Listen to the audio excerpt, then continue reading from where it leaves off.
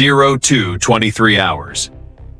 3 Ukrainian FP-1 drones breached Russian-controlled waters. Speed 180 kilometers per hour. Target a Russian ship, systematically strangling Ukraine's naval drone operations. The Russian spy vessel held station 15 miles off Novorossiysk.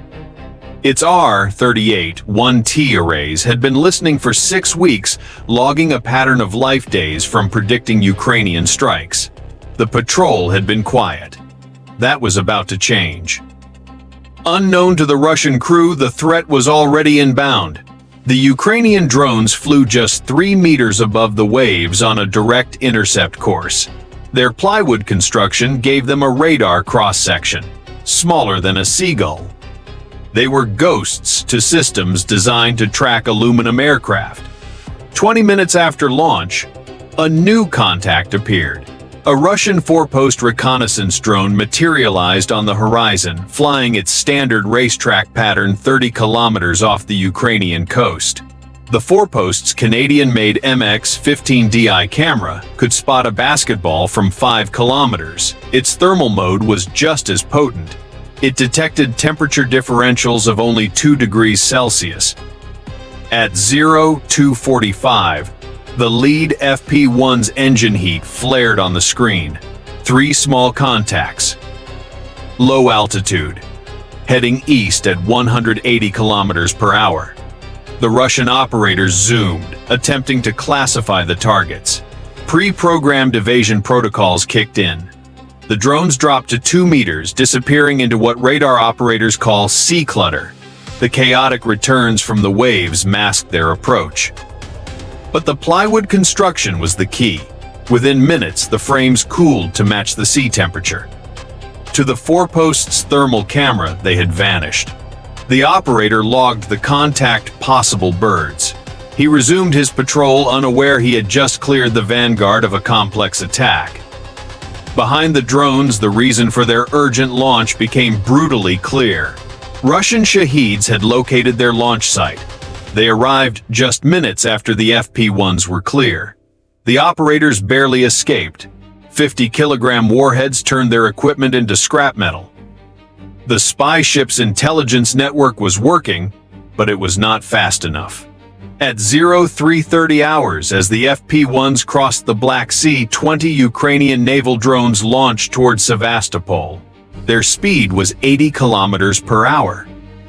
What happened next would manipulate Russia into leaving its most valuable intelligence asset, completely defenseless. This was a decoy swarm, a mix of modified jet skis and cheap commercial boats fitted with basic guidance. Each cost less than $10,000, expendable assets designed to perfectly mimic Magura V-5 naval drones on radar. They held formation. They transmitted the correct radio signatures. They moved at attack speed. To the Russian radar operators, it looked like the largest naval drone assault since October 2022. A convincing decoy requires more than just boats on a heading. The drones had to execute realistic attack patterns.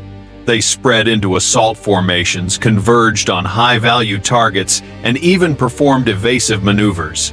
Ukrainian operators maintained satellite control for the first 50 kilometers, then switched them to autopilot.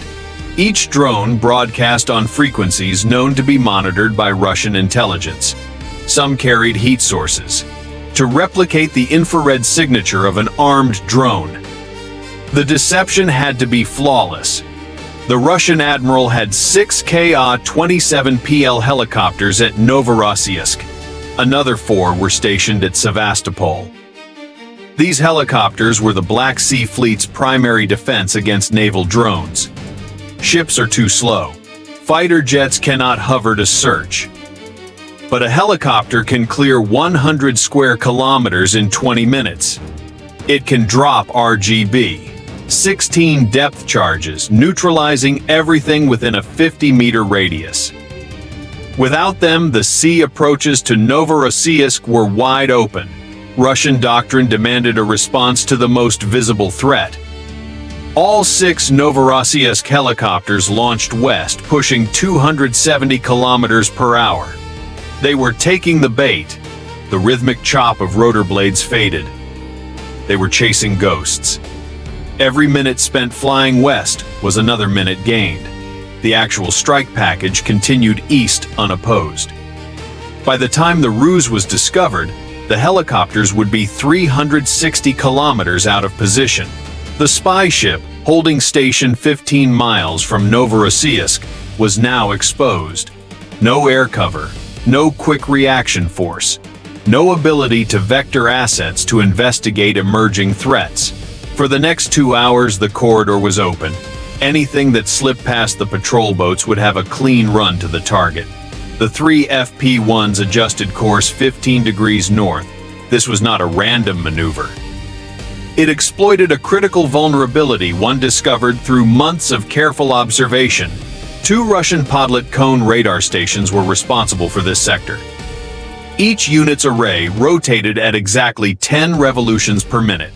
For 4 seconds of every minute, a gap appeared in their coverage, a blind spot.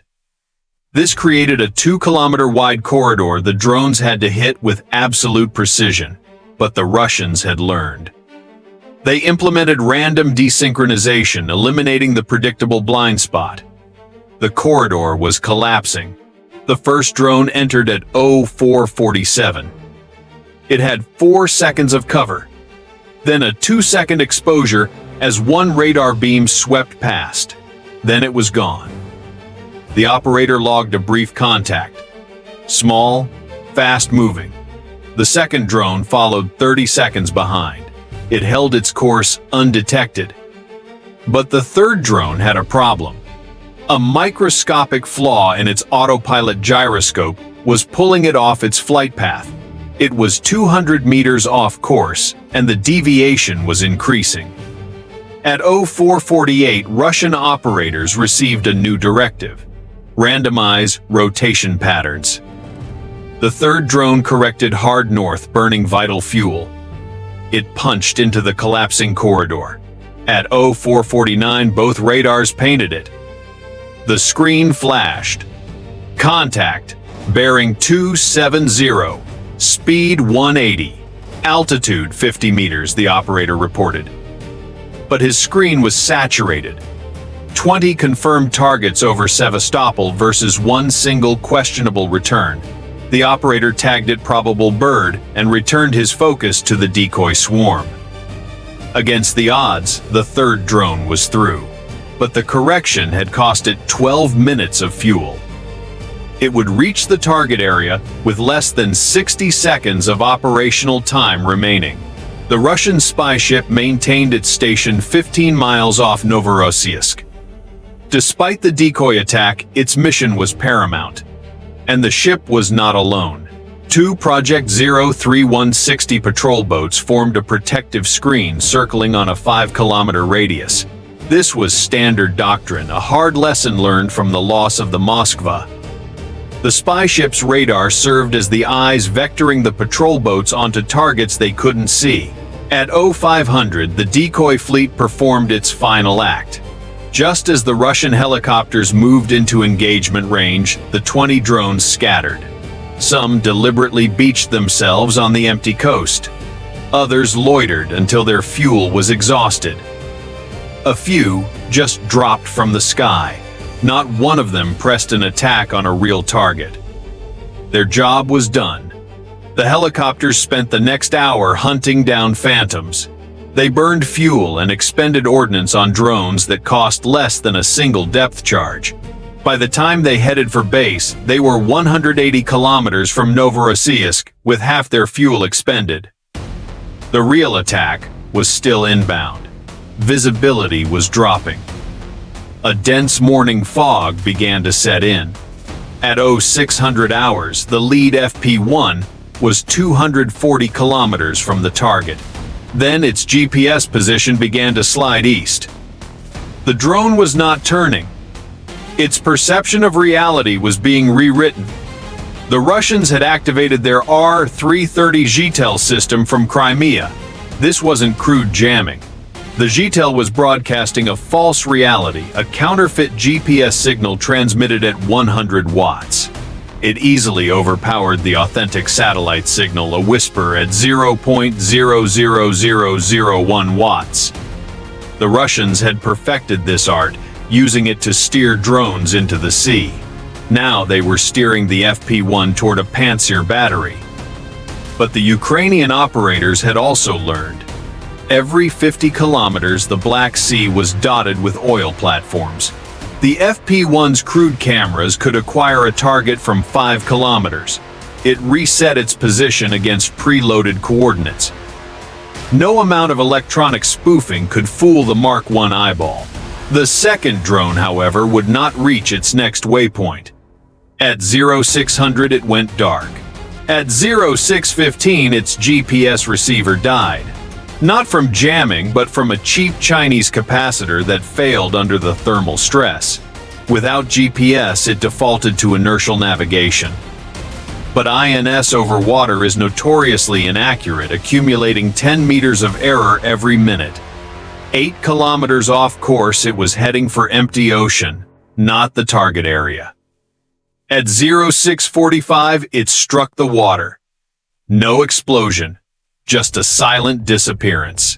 2 drones remained. The third trailed 5 kilometers behind, its GPS signal still clean. But that was about to change. The Russian ship went active. Its Mineral M radar began to sweep the western approaches. The ship's signals intelligence team was also on the hunt. Every electronic device creates a unique harmonic signature. Ghost frequencies born from resonating circuits. This was the vulnerability they would exploit. At 0700 they got a hit. At 0723 they found one. Bearing 285. Speed 180 kilometers per hour.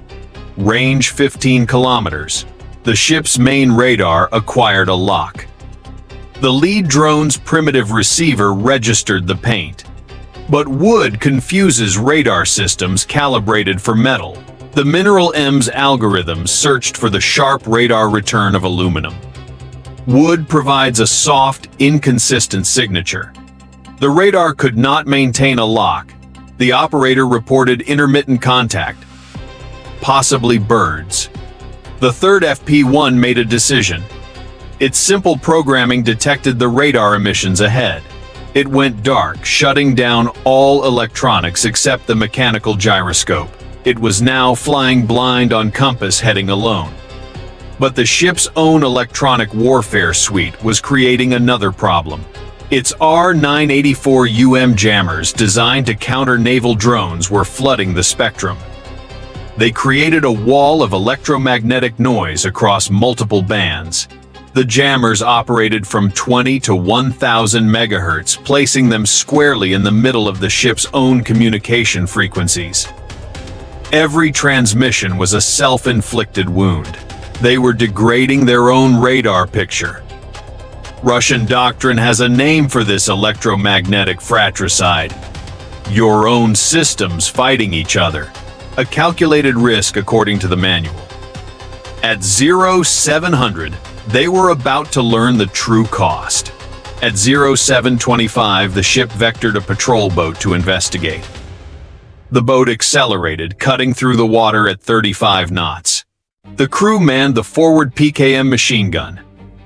The gunner slammed home a fresh 200-round belt.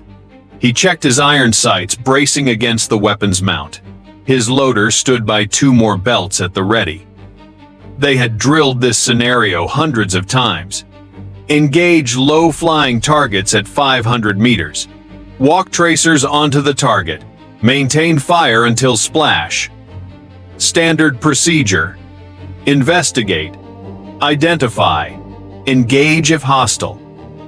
But their briefing was for aluminum drones with distinct infrared signatures. No one mentioned ghosts made of plywood. The lead drone had 3 minutes of fuel remaining. Behind it, the third drone flew on, invisible but blind.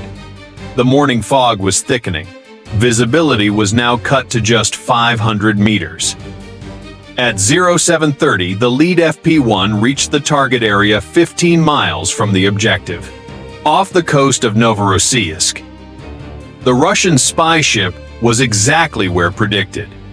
It continued to vector patrol boats toward the threat, creating a radar fence. 2 patrol boats established overlapping positive ME-1 coverage. Each radar scanned a 120-degree arc. They could detect a 0.1 square meter target at 15 kilometers. Classic Soviet doctrine made one critical assumption, that physics would cooperate. But the Black Sea had other plans. A temperature inversion was forming. Warm air layered over cold water. It bent the radar beams upward like light passing through a prism. This phenomenon was not unusual for the Black Sea. In September, the water retains its heat as the morning air cools. The difference in air density creates an atmospheric lens. Radar operators were trained to account for this, but their correction formulas were based on standard conditions. This morning's inversion was severe. A 10-degree temperature differential across just 50 meters of altitude. The radar beams angled upward. A 15-degree tilt. What registered as 50 meters on screen was 80 in reality. Anything below 30 meters was a ghost. At 3 meters, the FP-1 was effectively a submarine. The lead drone closed in at 0732. The Russians were scanning at a 50-meter altitude. Their beams were aimed at 80 meters. The drone slipped under their electronic net. A patrol boat made visual contact. 500 meters. Through the drone's optics, the patrol boat grew larger. 500 meters out, a muzzle flash. 400. The distinct chatter of a PKM echoed across the water. Tracers stitched the surface. 3 rounds tore through wood. 1 clipped the propeller. The engine vibrated violently, but it held. The drone cleared the kill zone. 90 seconds of fuel remained. The time was 0733. The spy ship's mast was visible 800 meters away. But the damaged prop had fractured the engine mount. The patrol boat radioed the contact. Drone inbound. Bearing 285. Damaged but still airborne. On the bridge, the crew raised their binoculars. They scanned south, the vector reported by the boat. They should have looked northwest. The third FP-1 had been flying on sheer luck. Guided by its mechanical gyroscope alone, it held its course. It emerged from the morning haze at 0734, approaching from the port bow at 180 kilometers per hour, now 10 meters above the water.